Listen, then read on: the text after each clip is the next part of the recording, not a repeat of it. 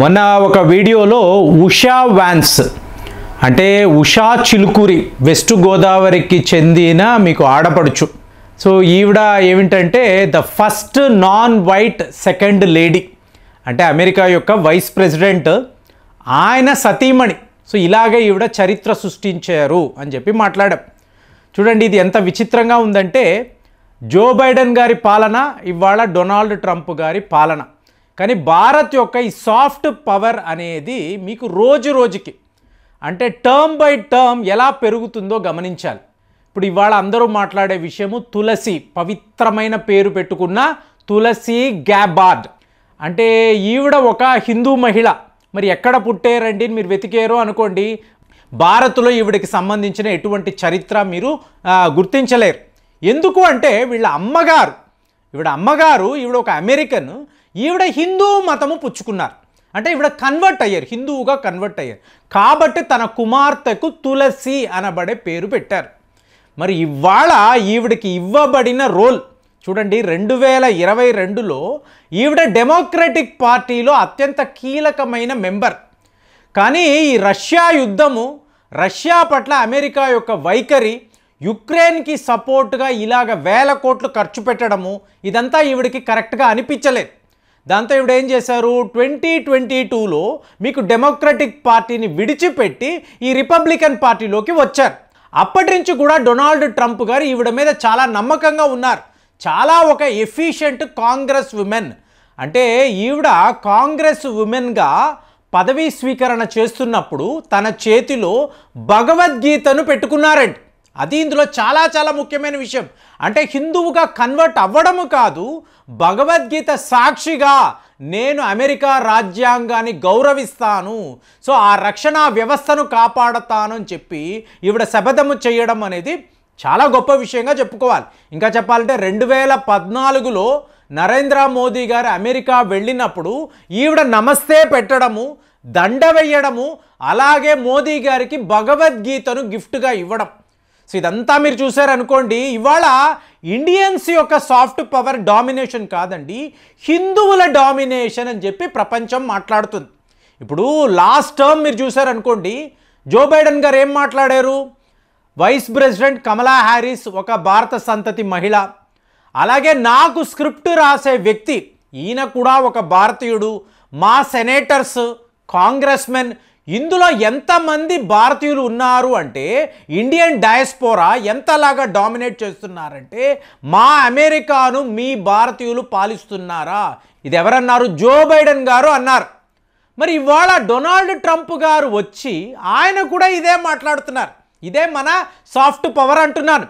అంటే అక్కడ మీకు డెమోక్రాట్స్ ఉన్నా, రిపబ్లికన్స్ ఉన్నా, ఏ పార్టీ ఉన్నా ఫైనల్గా భారతీయుల యొక్క ఆధిపత్యము, సో మన డామినేషన్ అక్కడ క్లియర్గా కనిపిస్తుంది. కానీ ఇవాళ ఫార్ ఏ చేంజ్ వీళ్ళు ఏం మాట్లాడుతున్నారు, హిందూ డామినేషన్, హిందువుల యొక్క ఆధిపత్యం. సో ఇప్పుడు ఉషా చిలుకూరి అన్నాము, అలాగే మీకు తులసి గాబార్డ్ గురించి మాట్లాడుతున్నాము. ఇంకొక వ్యక్తి గురించి కూడా మనం మాట్లాడము, ఎవరు, కశ్యప్ పటేల్. అంటే సిఐఏ యొక్క చీఫ్గా ఇతను మీకు అపాయింట్ చేయబడతాడు, సెనేటర్స్ ఓకే అంటే. ఇది ఒక ఎక్స్ట్రాడినరీ వార్త అని కూడా మాట్లాడాం.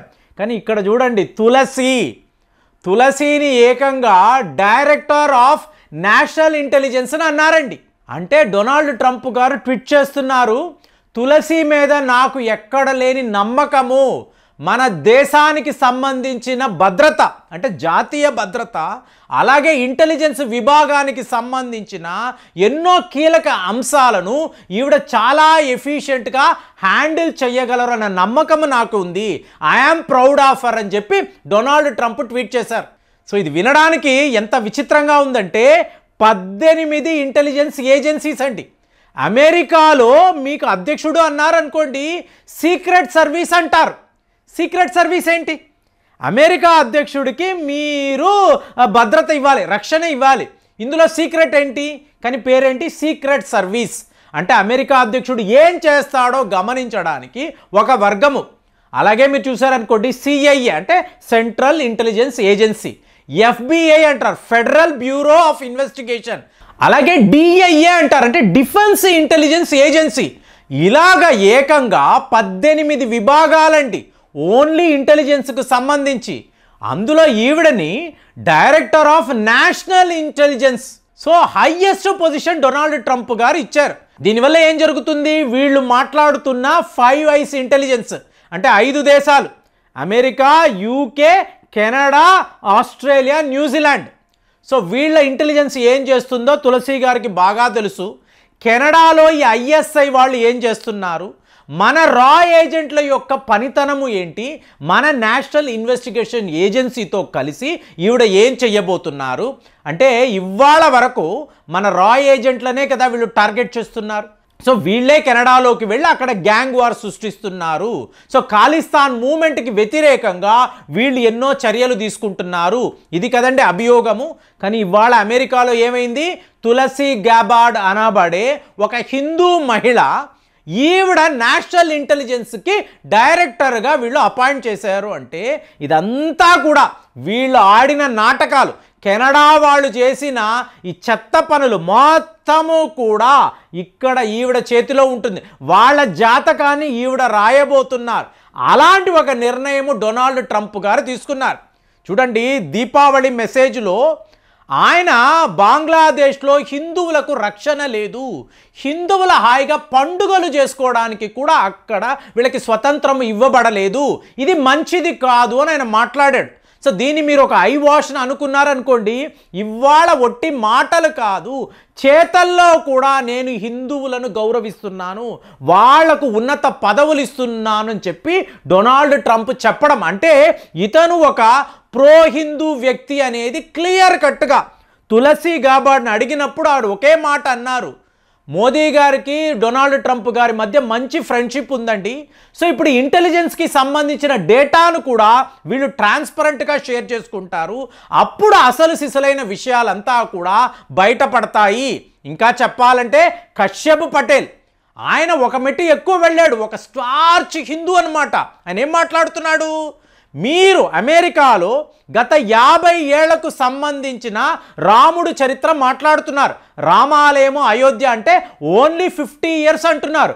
మరి మా హిందువులు గత 500 ఏళ్ల నుంచి అక్కడ ఒక రామాలయం ఉండింది, దాని మీదే వీళ్ళు మసీదు కట్టారు, కాబట్టి మా రామాలయం మాకు కావాలి అని చెప్పి 500 ఇయర్స్ నుంచి ఈ ఫైటింగ్ ఉంది కదా, మరి దీనిని మీరు ఎవరు మాట్లాడడం లేదేంటి, ఇంత బయస్డ్గా ఎందుకున్నారు, ఇంత హిపోక్రెట్స్లా ఎందుకున్నారు, మీరు పాకిస్తాన్కి సపోర్ట్గా ఉన్నారా, ఇన్ని విషయాలు ఓపెన్గా మాట్లాడాడు. ఇవాళ నేనేంటి చీఫ్ ఆఫ్ సిఐఏ, అంటే చీఫ్ ఆఫ్ సిఐఏ ఏమో ఒక హిందువు, అలాగే వాళ్ళ నేషనల్ ఇంటెలిజెన్స్ యొక్క చీఫ్ కూడా ఇంకొక హిందూ మహిళ. కమలా హ్యారిస్ గారు ఒక ట్రిక్ చేయాలని అనుకున్నారు, తనని ఒక హిందూ మహిళగా ప్రొజెక్ట్ చేయాలని అనుకున్నారు. కానీ హ్యారిస్ అన్నప్పుడు అతను ఒక క్రైస్తవుడు కదా, ఒక నల్ల జాతి వ్యక్తి కదా, ఆయన క్లియర్గా చెప్పాడు, అమ్మా కమలా నువ్వు నా కూతురే, కానీ దయచేసి నా పేరు వాడకు చెప్పాడు ఆయన. కాబట్టి ఆవిడ ఏం చేయలేకపోయారు. కానీ డొనాల్డ్ ట్రంప్ గారు ఒక క్రైస్తవుడు, ఆయన హిందువుల పట్ల చూపిస్తున్న ఈ అభిమానం, సో ఈ ఎఫెక్షన్, పెద్ద పెద్ద పదవుల్లో హిందువులను అతను అపాయింట్ చేయడం, సో ఇదంతా కూడా అందరికీ చాలా ఆశ్చర్యంగా ఉంది. కానీ మనకు పెద్ద రిలీఫ్ ఏంటంటే ఇక మీదట మన ఎన్ఐఏ రా ఏజెంట్లను ఎవరూ కూడా టార్గెట్ చేయలేరు. ఎందుకు అంటే అమెరికాలో పాలన అనేది భారతీయులే చేస్తారు అనేది ఇప్పుడు అందరికీ అర్థమయ్యింది. డొనాల్డ్ ట్రంప్ కూడా పూర్తిగా వీళ్లకు ఫేవరబుల్గా ఉన్నారు. మరి ఇలాంటి ఒక సిచ్యువేషన్, భారత్ యొక్క సాఫ్ట్ పవర్, దీనిని మీరు ఎలా చూస్తున్నారు కామెంట్స్లో రాయండి. మళ్ళీ వచ్చే వీడియోలో కలుద్దాం. జై హింద్.